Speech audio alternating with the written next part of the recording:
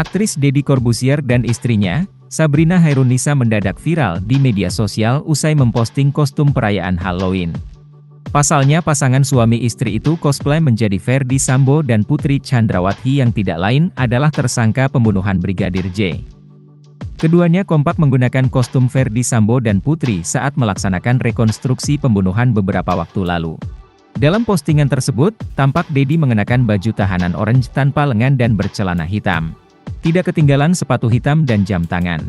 Deddy juga tampak mengenakan aksesoris kacamata. Sementara Sabrina tampak berdiri mengenakan kostum setelan baju berwarna putih dengan mengenakan masker putih, dilengkapi dengan sebuah tas selempang. Sabrina juga mengkalungkan sebuah kertas yang bertuliskan, Happy Halloween.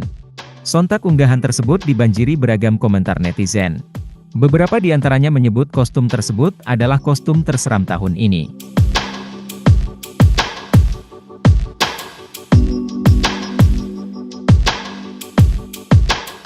Terima kasih sudah nonton, jangan lupa like, subscribe, dan share ya!